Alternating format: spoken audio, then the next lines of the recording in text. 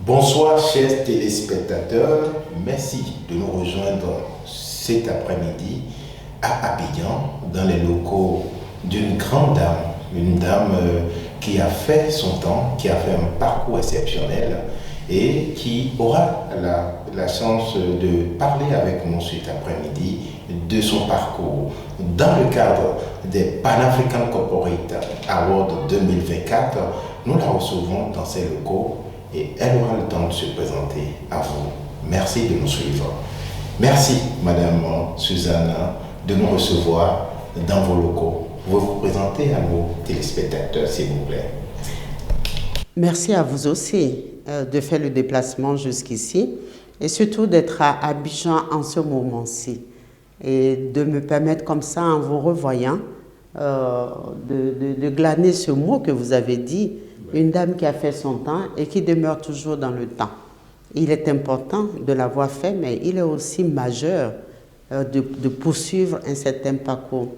C'est avec beaucoup de plaisir et c'est aussi des souvenirs qui me remontent à la mémoire. Je me souviens de notre première rencontre à Cotonou en 2018 à cet événement qu'avait organisé BPW. Business Professional Woman, et qui avait eu un grand succès à Cotonou. Nous avons mis en place ce que j'appellerais BPW panafricain. Et aujourd'hui, de l'Afrique de l'Ouest, BPW s'est étendu, je dirais, jusqu'en Afrique centrale et est devenue une organisation qui fait son bout de chemin. Je suis Suzanne Abrogois, c'est ce que vous aviez dit, c'est bien, c'est de ça qu'il s'agit, avec un parcours des plus atypiques. J'ai toujours du mal, quand on me dit de me présenter, de savoir mais quel est le bout que je prends. Est-ce que je prends le bout d'il y a une douzaine d'années ou je remonte dans le temps? Je pense que pour mieux cerner la personnalité atypique, il faut tout de même remonter dans le temps. Il faut remonter, c'est quand même 33 ans de carrière, je dirais, au plan administratif, ayant passé plusieurs caps de responsabilité. Donc, je citerai les toutes dernières. Directeur des ressources humaines au port d'Abidjan, au port autonome d'Abidjan, avec environ 1500 personnes. Je me rappelle encore, pour faire l'histoire, que la Banque mondiale m'avait fixé pour objectif de réduire, pour des questions de productivité, à 900 personnes. Donc c'était un gros challenge. Passer de 1500 agents à 900 agents, c'est des souvenirs qui me viennent. Ensuite, dans une carrière, il y a des opportunités qu'il faut saisir. J'ai eu comme ça une rencontre avec des Américains qui m'ont donc débauché. Ça, c'était dans les années 2007. Et qui avaient souhaité faire de moi non seulement la représentante, mais installer définitivement une antenne à Abidjan. Et cette antenne devait couvrir l'Afrique de l'Ouest et une partie de l'Afrique centrale. Donc, à l'époque, c'était l'anglicisme, donc j'étais MD de Forever Living. Aujourd'hui, Forever a 20 ans. Ils vont fêter leurs 20 ans ce samedi. Et quand je regarde ça, je dis, mon Dieu, et pourtant on pensait que c'était avant-hier. Ouais. Après ça, je souhaitais prendre ma retraite anticipée. Parce qu'après 35 ans de carrière, on a besoin tout de même de se poser un temps soit peu. Oui. Et apparemment, la Providence ne l'entendait pas ainsi, puisque je me suis prise de passion pour un pagne qui, pour moi, est représentatif de la culture africaine. Un pagne qui a à la fois un aspect social, et je dirais même un aspect sociopolitique, et qui plus est servait aussi d'échange, de communication entre le roi et son peuple, entre même des tribus. Et je note, c'est le tissage qu'on appelle en Afrique de l'Ouest, selon qu'on est anglophone, c'est le kente, Et selon qu'on est en Côte d'Ivoire, ça s'appelle le kita. Je me suis vraiment éprise d'amour parce que c'est toute une histoire, c'est toute une culture, le Kente ou le kita. Qui plus est, il couvre 3 territoires.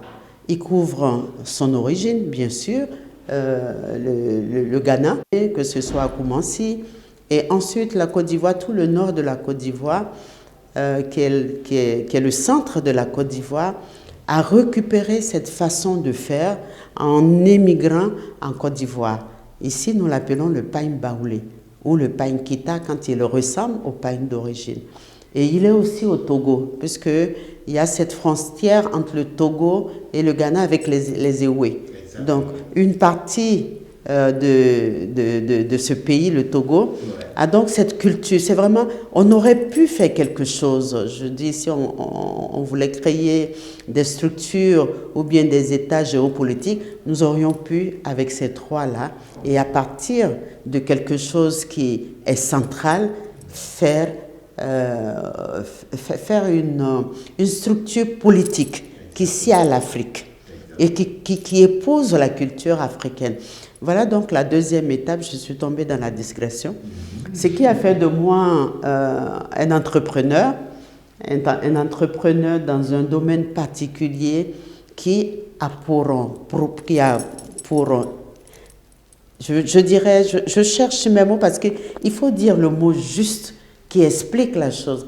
Donc c'est vraiment l'épine dorsale de ce que je voulais faire en matière d'entrepreneuriat et fonder cela sur le tissage. Le fondant donc, j'ai été pionnière en matière de linge de maison ethnique chic, où le kita a sa place, parce que de son caractère festif, j'en ai fait donc un élément de décoration de nos maisons.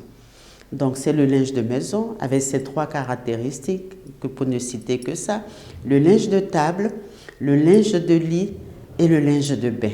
Et ses accessoires, bien sûr. Et puis, je me suis dit, ben pourquoi? Ça peut être dans la vie privative, autant que dans la vie professionnelle. Donc, j'ai fait, dans le cadre professionnel, tout ce qui est de la maroquinerie fine de bureau. Donc, quand on dit la maroquinerie fine de bureau, vous avez les sous-mains, vous aviez les pots à stylo, les cubes à papier, tout cela avec un brin de tissage pour orner.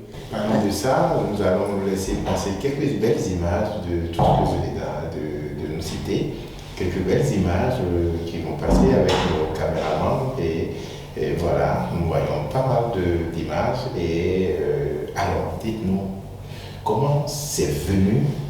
Vous avez été nommé au port d'Abidjan, comment est-ce que vous êtes passé à l'étape d'entrepreneur, parce que c'est cette étape qui nous intéresse et qui intéresse les jeunes filles, les personnes qui nous suivent aujourd'hui dans le cadre de nos awards, de la reconnaissance, de la mise en lumière des femmes qu'on a privilégiées cette année dans les Pan-African Corporate Awards.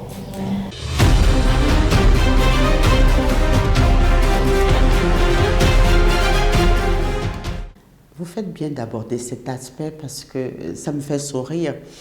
Je n'étais pas partie pour. J'étais plutôt partie pour, peut-être, dirait-on, une profession de consultante après retraite. Mais il m'est apparu, déjà quand j'étais DRH du port autonome d'Abidjan, je me suis aperçue que j'étais la seule femme au comité de direction. Quand vous allez en dire que toute la table est faite d'hommes et que vous êtes la seule femme à ce comité de direction, j'avoue qu'au lieu d'en tirer une grande fierté, ça m'a mis plutôt à réfléchir au plan social. Je me suis d'abord fait la réflexion que je ne suis pas la seule femme en Côte d'Ivoire à faire des études qui m'ont amené à un 3e cycle, spécialisation juriste-assureur. D'autres personnes auraient pu le faire. Et il y aurait eu ce qu'on appelle aujourd'hui et de plus en plus la parité. Nous ne l'avions pas à cette époque. Et je me suis dit, mais... Ça, c'était en quelle année? Je suis rentrée au port dans les années 92. Ça, c'est... Ah oui, dans les années 92. On ne trouvait pas beaucoup de femmes à ce stade-là. Ça venait vraiment à compte-gouttes. Donc, à ce niveau, vous avez des challenges. Ce n'est pas pour vous le poste, mais c'est pour la multitude de jeunes filles qui pourraient, de par votre comportement, être demain nommées et rentrer dans le comité de direction. Ça a été ma première réflexion. La deuxième réflexion, je me suis dit, avec le background que j'ai, le CV que j'ai la chance d'être un DRH du port. Mais que l'on s'imagine avec moi, toutes les jeunes filles mères, toutes les jeunes filles qui quittent le village pour venir s'installer en ville, comme je le disais, dans les zones urbaines, et qui n'ont pas de possibilité. Mais qu'est-ce qu'elles deviennent? Et en sortant de là, ma préoccupation, c'est de trouver quelque chose pour qu'elles puissent à la fois s'épanouir au plan social, mais aussi prendre en compte l'éducation de leurs enfants. Parce qu'on a tendance à le dire, on dit éduquer la femme, c'est développer une nation, quelque chose de ce genre. Exactement. Mais ces jeunes filles, quand elles arrivent en ville, elles n'ont aucune visibilité. Elles deviennent acculturées, sans repère. Comment voulez-vous qu'elles éduquent leurs enfants, qui sont l'avenir d'un pays? Oui. Voilà un peu ce qui m'a poussée à rentrer dans l'entrepreneuriat. J'avais l'idée, mais sur quoi qu'est-ce qui va porter ce projet de servir la cause de la femme au travers des filles mères et de la jeune fille, et sortir de la prostitution, parce que quoi qu'on dise, moi je n'indexe pas les prostituées. Ce n'est pas par vocation qu'on devient prostituée, mais c'est par autre chose qu'un simple besoin. Ça va au-delà. Donc c'est de les sortir de là. Et la seule lumière que j'ai eue de ma passion pour le tissage et le quinté, je fais donc une entreprise pouvant les regrouper, les intégrer, et ainsi elles auront un revenu. Et je me rappelle à l'époque, je disais, un revenu, une femme de la zone urbaine d'Abidjan. Et c'est comme ça que j'ai commencé à développer ce qui est aujourd'hui la marque Melabre, et qui suit son évolution. Comment c'est venu cette marque Melabre, bien sûr, dont vous parlez tout de suite? Ça, c'est l'autre grande étape. Mon défunt mari est du Sud. Et ils sont très impliqués dans la culture guerrière, c'est un peuple guerrier. Et il a été comme ça désigné pour être, je ne dirais pas chef religieux, mais pour encadrer une génération de sa tribu qui ne sort que tous les 100 ans. Et je m'étais posé ce challenge de lui trouver des tissages, des quintés qui seraient uniques. Donc j'ai été amenée à faire des trajets en Côte d'Ivoire. Je suis allée au Ghana, j'ai été chez les Ewe, j'ai été même jusqu'à la frontière du Burkina et du Ghana. Vous avez circulé. Ah non, j'ai vraiment, comme on dit, j'ai battu pavé. C'est intéressant. J'ai battu pavé. Et chaque fois qu'on me parlait je demandais, mais quelle est l'histoire de chaque terroir? Et quand on me racontait, c'était quelque chose de fascinant.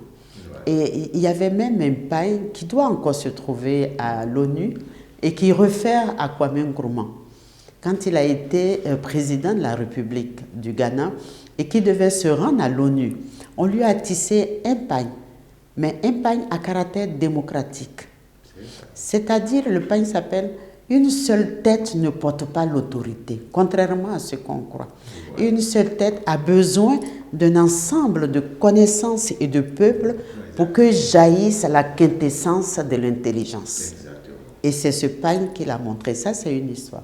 L'autre histoire, c'était que les vieux, que j'ai rencontré beaucoup de vieux dans ce trajet, il y a un vieux qui m'a dit « Ma fille, est-ce que tu sais que le ablakon que portait le pharaon, le ablakon, c'est le cache-sexe.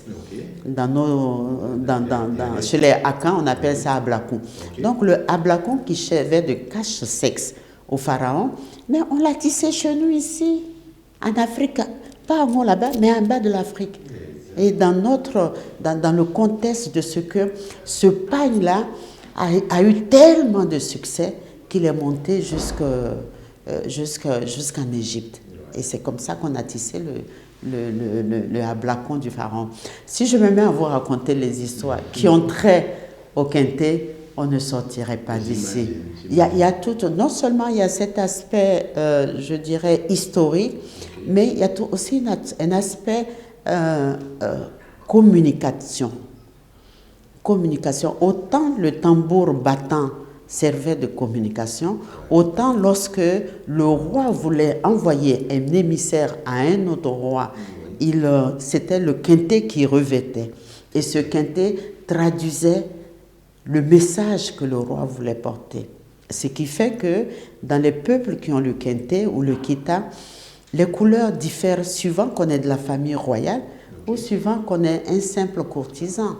Donc il y a toute une histoire et une culture qui se bâtit autour de Kente, autour du tissage. Très intéressant. Donc voilà un peu l'histoire voilà la passion qui me gagne, voilà l'amour qui m'envahit pour le tissage africain, dans sa globalité même. On a bien vu avec les images, Mélab, d'où est venu Mélab toujours? Mélab, pourquoi Mélab?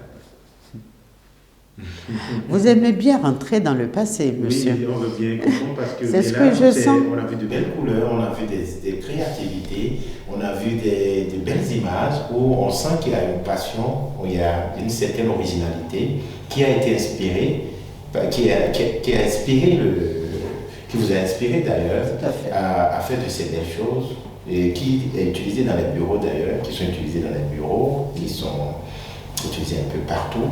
On a vu avec des nœuds, pas mal de choses qui sont très intéressantes.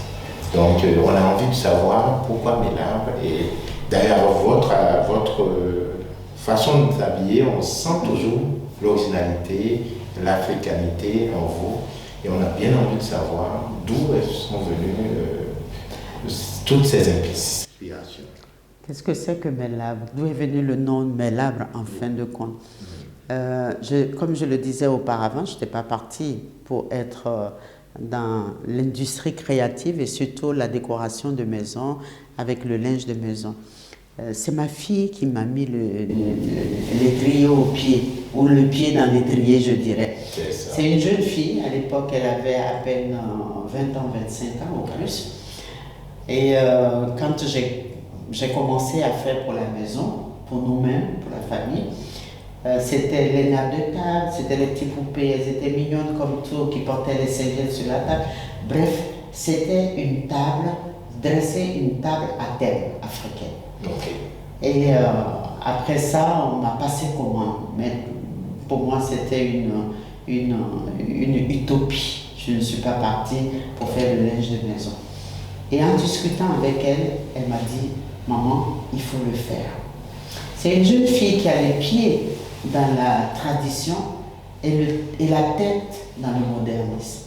Donc, c'est elle qui m'a donné les premières idées en disant, tu le feras, mais tu ne le feras pas traditionnel. Okay. Tu le feras mélange de tradition, c'est-à-dire l'ethnique, et mélange aussi de moderne. Donc, c'est ce qui a donné l'ethnique chic de Mélab. Et dans cette ethnique chic, il fallait trouver un nom.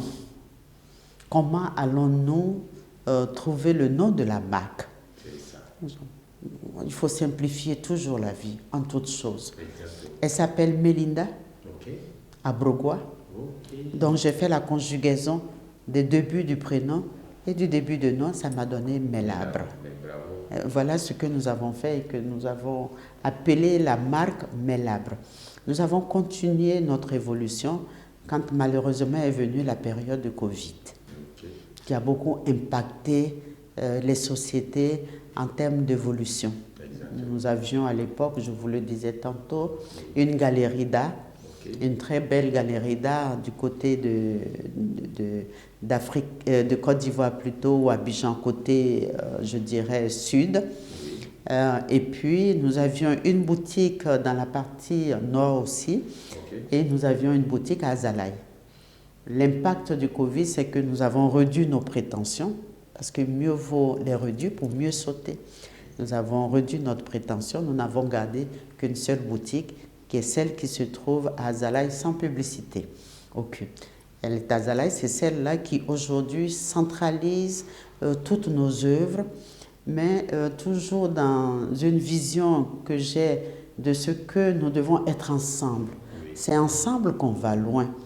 Dans cette boutique, vous aurez les produits Sept de Melab, mais vous aurez aussi des créateurs qui ont de l'espace pour faire voir leurs produits. Parce qu'on a beaucoup de jeunes qui ne peuvent pas se permettre la location d'une boutique. Donc, je leur donne de la visibilité aussi dans cette boutique. C'est très important. Même quand je fais une digression, même quand j'ai piloté en dehors du tissage et de l'entrepreneuriat, je me suis souciée aussi à m'impliquer dans les organisations féminines. J'ai présidé l'installation, je dirais, et les destinées de BPW. Okay. Je fus la première présente. Parlez-nous un peu de BPW. BP Business, Africa Women Entrepreneurship. Exactement. BPW, c'est aussi...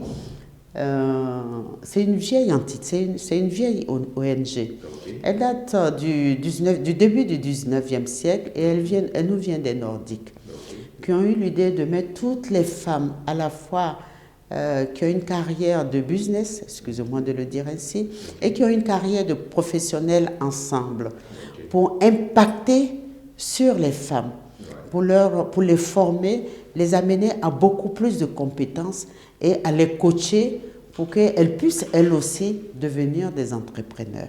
C'est la caractéristique de BPW qui existe toujours. On avait de mon temps créé le Club Flamboyant. Dernièrement, j'ai été invitée à l'exposition du Club Flamboyant. C'est une organisation qui se poursuit. Ensuite, j'ai présidé aux destinées de AWEB, African Women Entrepreneurship. Exactement. African Women Entrepreneurship est une institution vieille par sa mère, parce que c'est IVLP, International Visitor Leadership Programme. Un programme typiquement américain. Si je vous cite les sommités qui sont dans ce programme, vous allez dire waouh. Ça comprend Nyerere, il était membre de IVLP. Madame Indira Gandhi était membre de IVLP.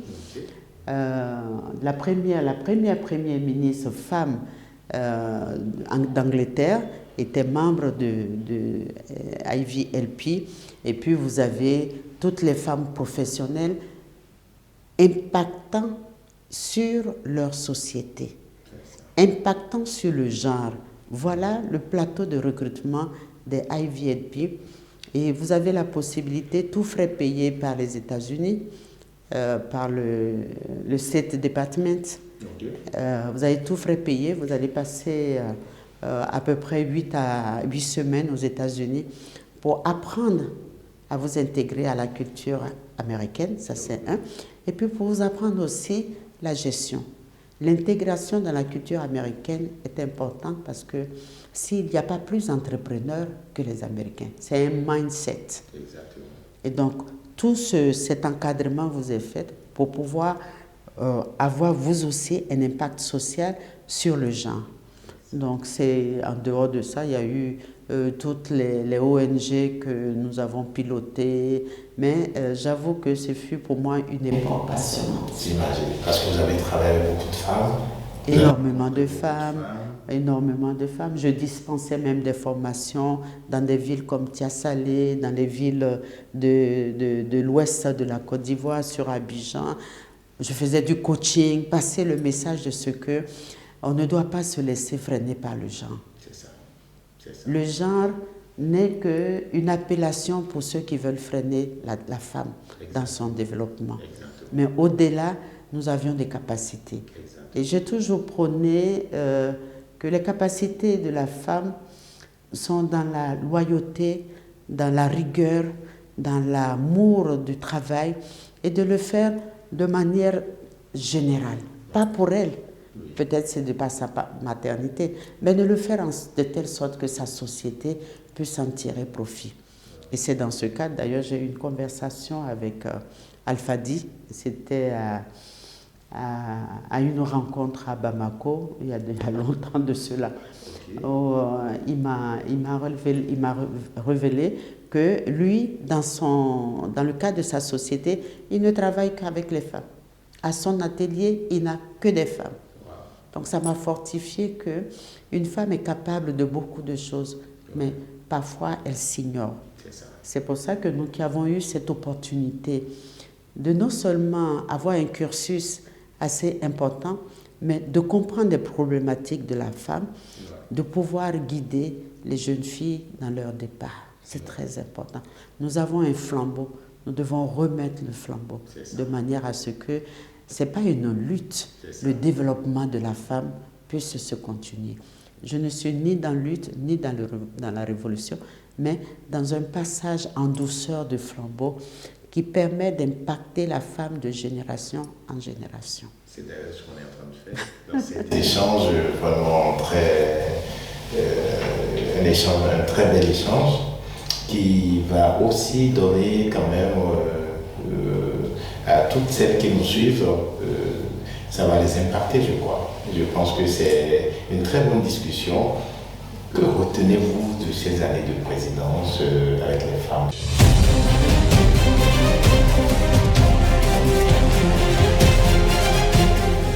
Ça me fait remonter encore dans le temps et dans des dates à retenir. Il faut retenir que fin des années 90, je m'étais déjà engagée sur cette voie. Et c'est intéressant parce que ça m'a permis, sur plusieurs générations, de suivre ce passage de flambeau. Moi, j'ai reçu le passage de femmes formidables en Côte d'Ivoire. Elles ne sont plus, mais je me rappelle des femmes comme Jeanne Gervais, notre Premier ministre de la Femme, avec qui j'ai beaucoup travaillé avec les dames de son cabinet. Et nous avons créé à l'époque la Fédération des femmes juristes de Côte d'Ivoire. Ensuite, de cette génération qui m'a remis quelque chose, et une des femmes entrepreneurs que l'on ne cite pas beaucoup, c'est Madame Chikaya.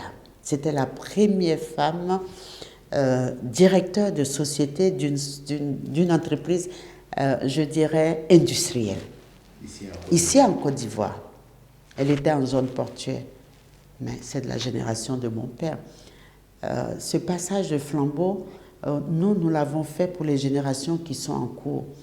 Et je disais tantôt que je suis fière de cette génération, parce qu'à un certain moment, je me suis inquiétée de savoir est-ce que nous avions été dignes de passer le flambeau. Est-ce que nous avons fait notre homework, notre travail de passage de flambeau. Mais aujourd'hui, je pense qu'on a fait le travail. Je vois des jeunes filles, elles sont nanties de compétences, elles sont éloquentes, elles ont le verbe pour expliquer ce qu'elles font et qui sont des directeurs de sociétés minières en Côte d'Ivoire. Il n'y en a qu'une seule, je dirais même de par le monde, il n'y a pas tellement. Je vois les jeunes filles de la génération après celle que je viens de citer qui fait du delivery, mais à un autre niveau, avec un impact totalement féminin. Elle fait de telle sorte que son équipe soit impliquée dans le développement de sa société, en appliquant ce qu'elle-même a appris quand elle était en carrière, fait des CODIR, des comités de direction avec son personnel, avoir leur avis dans l'évolution de la société, bref, impliquer dans la structure d'une société et dans sa gestion notre fibre toute féminine, qui est fondée sur le développement de l'humain. Nous ne devons pas, et je le dis encore, avoir pour objectif, lorsqu'on est nommé à la tête d'une société, de faire comme les hommes. Ils ont le sens du pouvoir. Nous, par contre, on a le sens de l'humain. C'est-à-dire s'entourer des collaborateurs. Ils connaissent notre rigueur, mais ils savent que nous allons travailler dans une ambiance qui permet l'évolution de l'homme. La connaissance de la famille. Faire en sorte qu'on sache, s'ils ont des problèmes, ils savent que excusez-moi, le DG est à leur écoute. Travail en entreprise, on y passe plus de 8 heures, on y passe une bonne partie de son moment. Donc, ça doit être pas, je dirais, tomber dans celui qui va me taper sur le poil en tant que DG, mais faire en sorte qu'il se sente épanoui dans son travail, épanoui dans l'entreprise. C'est vraiment un très bel échange. Et que ressentez aujourd'hui? Nous sommes en train de vous mettre en lumière les Pan-African Corporate Awards. Que sentez-vous par rapport à cette nomination des femmes, surtout que les awards cette année ont privilégié les femmes?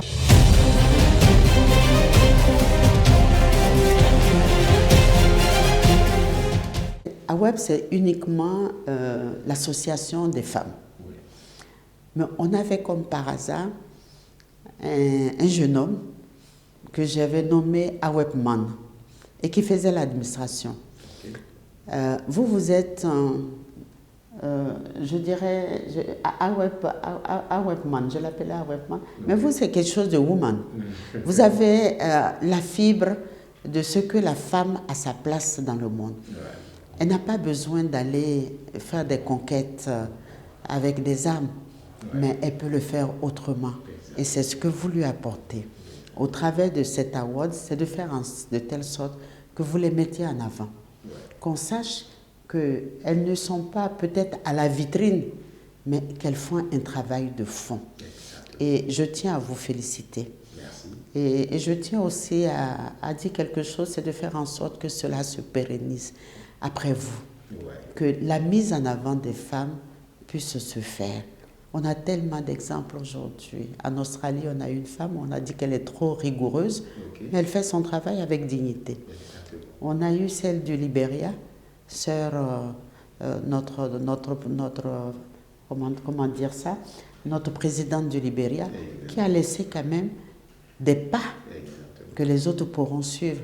Bon, Indira Gandhi aussi s'est battue pour l'aide. Bref, on a peut-être de manière sporadique des femmes quelque part. C'est de faire en sorte qu'on puisse gérer autrement l'Afrique avec les femmes. Exactement. Et c'est important. On a notre vision de ce que peut être le continent, qui doit être bâti par nous-mêmes. Oui. Ça, c'est ma conviction personnelle. Oui. Ce n'est pas bâti par les autres. L'Afrique prend son destin en main. Et prend son destin en main en conjuguant hommes et femmes. C'est une culture africaine. Que les femmes travaillent en phase avec les hommes pour l'évolution même de nos tribus. Tout à fait. Qu'est-ce qu'on disait?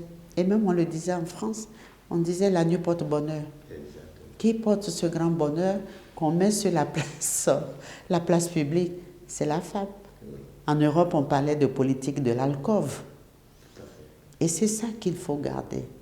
On se recette dans des carrières, mais nous sommes là pour bâtir ensemble le devenir de l'Afrique que nous voulons pour nos enfants et pour les futures générations. On n'a jamais vu un pays se développer par les autres. Notre devenir, et ça je tiens à le marteler, aujourd'hui nous avons toutes les compétences pour bâtir une Afrique qui a sa place dans l'universalité. Nous devons aller la prendre. Et nous sommes en train de la prendre. Je suis fière non seulement de mes filles, qui sont de cette nouvelle génération, qui briguent des carrières qu'on n'aurait jamais imaginées avant, mais je suis fière aussi des jeunes gens. Cette relation imbriquée pour développer notre continent, et je crois que je ne suis pas afro-pessimiste, je suis de ceux et celles qui pensent que l'Afrique de demain arrive. Encore merci pour ce passage de flambeau qui se fait très bien à travers notre vitrine, les Pan-African Corporate Awards avec vous. Nous vous remercions pour ce bel échange et de nous accueillir ici dans vos locaux à Abidjan. Merci à vous. Un mot de fin. J'ai eu du plaisir à échanger avec vous. Plaisir partagé.